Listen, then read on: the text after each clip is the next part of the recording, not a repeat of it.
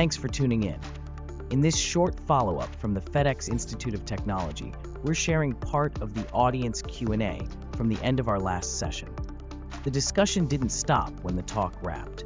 Our guests stayed on to dive deeper into audience questions and explore some of the ideas that sparked the most interest. It's a quick listen, but packed with insight. Let's jump back in. With that, I'll wrap up and open up for questions. Everyone, great presentation. Thank you. So 2 questions. One is there any correlation to energy consumption in AI and quantum's ability to eliminate that? Kind of going back to the great manure crisis in London of the 1880s. If you don't know that one, look it up. It's an interesting story. Turns out there wasn't one because cars were invented. And so in that kind of vein, what's the thinking on when quantum might actually be practical at scale? Or is it something that really should be reserved for those things that need the exponential compute power? Yeah, that's actually a great question. That's actually one of the very exciting AI applications, exciting, but also more speculative. With AI, with the applications I mentioned, like material simulation, optimization and a few others, we have basically guaranteed algorithms that will work. The way AI works, you make the machine and then you try it. So we have no proofs. I think it's very high probability, the kind of savings we're seeing in material simulation in optimization, right? Like going from 500 gigawatts to few kilowatts an hour, for this material science modeling. We would hope that it will transcend to AI. I don't think we have any guarantees that will happen just because of the nature of AI. But quantum machine learning and quantum AI is one of the interesting research areas, and use cases become more and more interesting as we are improving the systems, right? A few years ago, those papers looked at a tiny data sets of images and none of them work. Now we actually have AI paper with a Honda in partnership where we study images, and indeed inference training takes the same cost, but inference, for instance, is way cheaper. Absolutely. And for that problem, I know it is the case. I hope it will translate to language model, reinforcement learning, and so on. But those require actually running and seeing. Yeah, it's very heuristic methods. Yeah. So kind of 2 quick ones. One, this is always just a curiosity. You have the Google Willow result with 105 qubits, and the big thing about that was kind of the application, I would imagine, of quantum error correction. Is the 105 referring to physical qubits or are those logical qubits that it's talking about on that? Good, great question. It is physical qubits, but with a lot better fidelity. So I actually don't even I don't like even mentioning whether it's physical or logical. So the way I like to, that's why I had the chart, how many qubits and how many operations. So in Google, you could have 105 qubits and then 10,000 operations. Or you could do error correction and have 10 qubits and then million of operations. But 10 qubits is very easy to simulate, right? You couldn't achieve anything. So I think that the plan for long term is to create thousands of physical qubits. So you can have 100 qubits, logical qubits that can run millions or billions of operations based on error correction, right? That's kind of the longer term vision. Yeah, the 105 is physical count. Yeah. And then just kind of more the speculative side of where we're going with this. If you go back to, when I think I was doing my postdoc, you'd have these claims of quantum. At the time, they were calling it quantum supremacy. And I think it's been scaled back to quantum advantage these days. And then somebody months later would come up with a classical algorithm and say, hey, we can do something similar too. Do you think we're past that kind of leapfrogging of each other at this point, and we're clearly in the quantum advantage, at least for specific applications? Yeah, also great question. Pretty technical one, but yeah, absolutely. I think essentially supremacy claim in 2019 that led to a lot of development of a lot of clever classical ways to do things, like tensor network algorithms was one. There's Pauli path algorithms, very niche ways. Now we're kind of saturated. So actually Google's 2024 quantum random circuit sampling test. I didn't talk about that because it's kind of useless compared to a lot of material simulation ones. But that one, nobody knows how to do, even the strongest tensor network people. So we just entered a regime where I think there's a huge confidence that it's not going to be viable to beat them. Oh, great. I think that puts you, when you're past that, then it's clearly the quantum advantage realm where these start to really take off. Exactly. Then it comes down to actually mapping. In fact, some of the teams kind of stopped even looking into like arguing the hardness. Like one of the things in our paper was looking at different classical strategies and showing that each of these methods is hard. But now that for company like Quantinuum, they have this Helios machine that has 98 qubits with all-to-all connectivity. When they run experiments, they don't even try to do it classically anymore because I think it's kind of obvious for the community. It's like not gonna be easy. Like yeah, and that is a good place to be, right? Then you can actually say, oh, what kind of cool problems I can map to the quantum because I know it's gonna be completely new beast to solve it with. Thank you. Thank you for the presentation. So I see that the quantum computing can be applied in the hard science. So I was wondering if there's any way that quantum computing can be applied in the field of social science. Yeah, that's a great question. I think its implications of quantum computing are very interesting from societal point of view, particularly like the impact of potentially like cybersecurity risks it's creating. And like what would geopolitics around it look like? I think those are pretty big, but those questions are quite similar. I mean, in nature, different than AI, but I think AI like creates all those questions, right? How society will adopt, what would happen with it. For quantum, I think the biggest disruption is the cybersecurity risks and what we can do about it. And the second one is kind of like, if we can accelerate a lot of material and quantum simulation, this is going to change the way we discover drugs and like come up with new materials. I think this will have, maybe personalized medicine could be a thing. I think it's cool things to speculate, like how would society benefit from it and what would be the right way to do it so it doesn't lead to a disaster, kind of. Yeah. These change systems there, in terms of how we do design, like type equations, may still be relevant, or we do them in a different way altogether. What's your perception of that? Yeah, no, I think there's several like systems questions. One of the interesting system questions is like kind of systems of like quantum computers with classical computers, like how this like hybrid computing environments. And I think a lot of people, like including NVIDIA, is quite invested in this and in terms of how do you like engineer new types of systems that take the quantum paradigm and quantum systems into account. In terms of like algorithmic, like in systems engineering, right? Typically you have a very specific set of operations and allowed moves you can do. Like I think with quantum, that changes completely, right? Like if you're allowed to do general class of quantum algorithms with general count of qubits and operations, I think this completely changes the way you like approach all kinds of optimization simulation problems because like I think there's multiple like researchers already looking into it.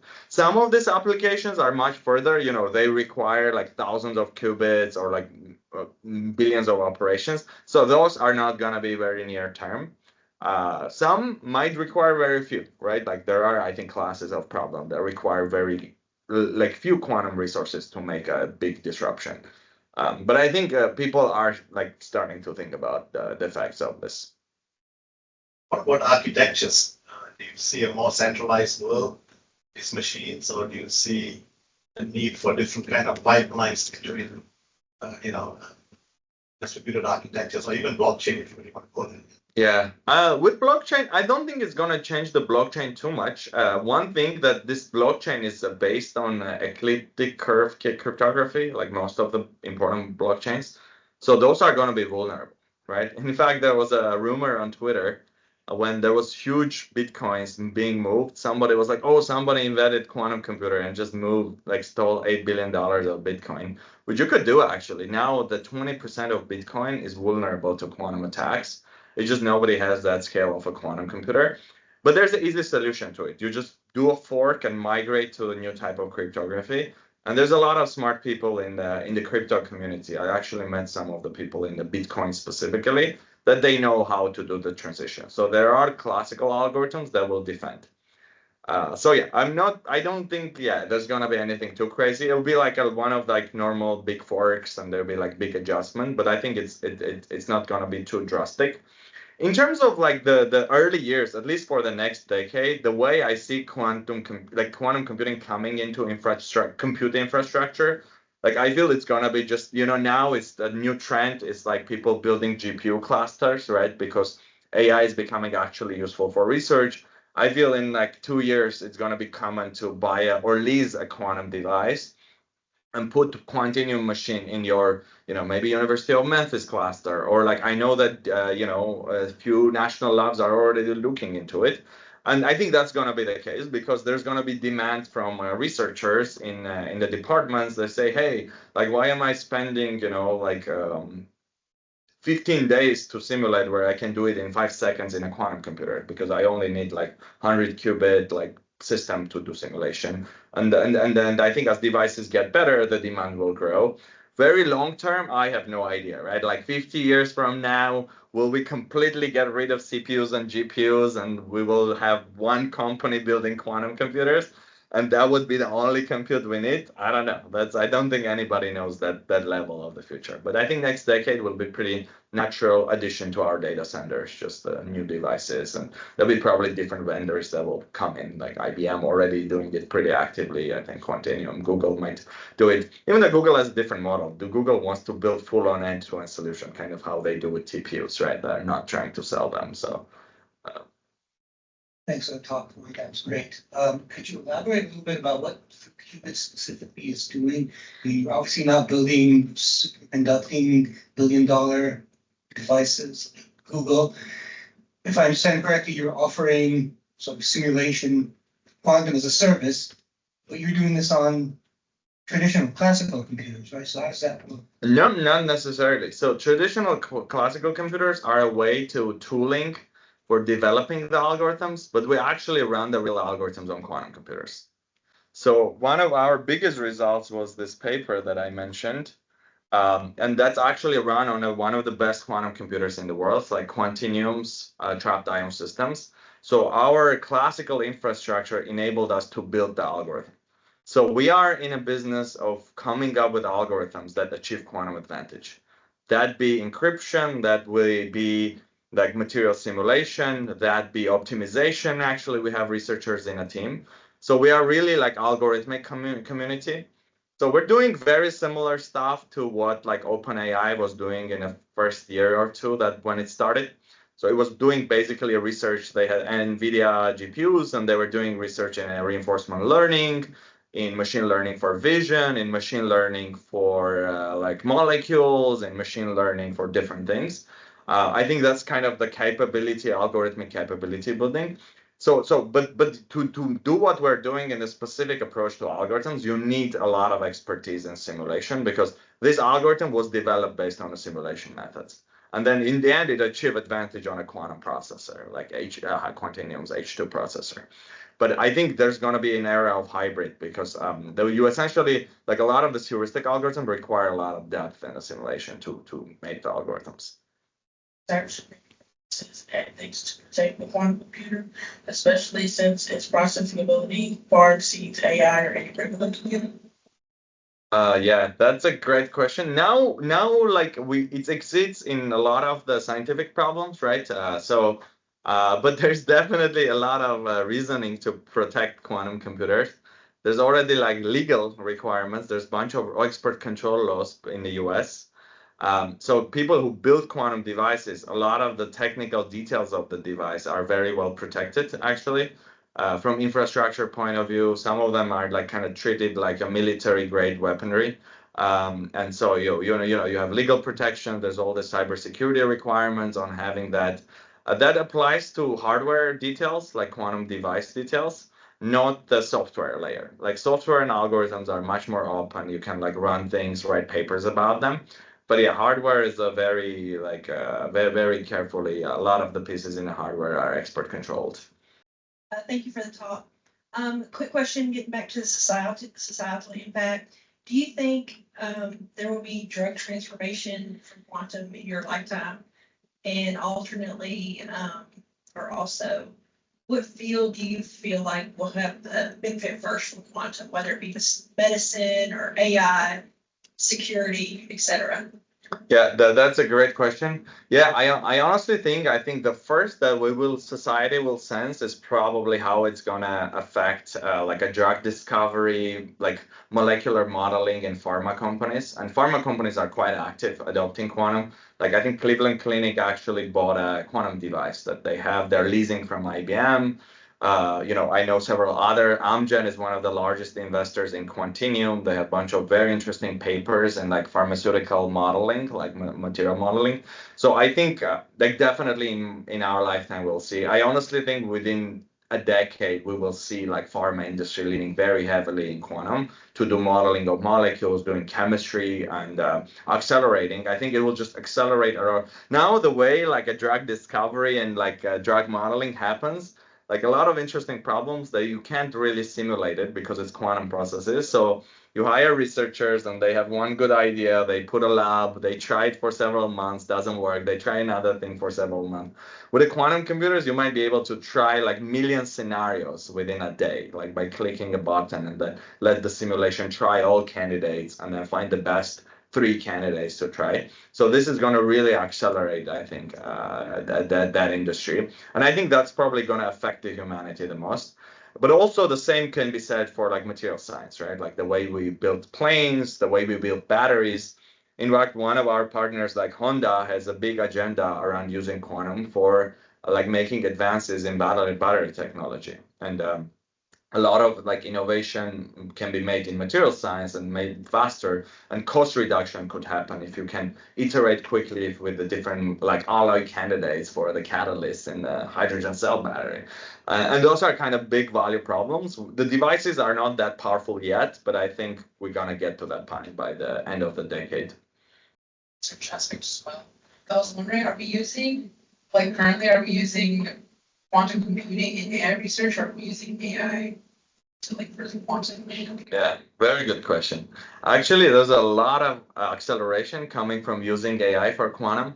So like a lot of the device performance, it got really good actually because people are using AI-based quantum controls and error correction. Like I think specifically control that could actually outperform better. So you can boost performance of a quantum device.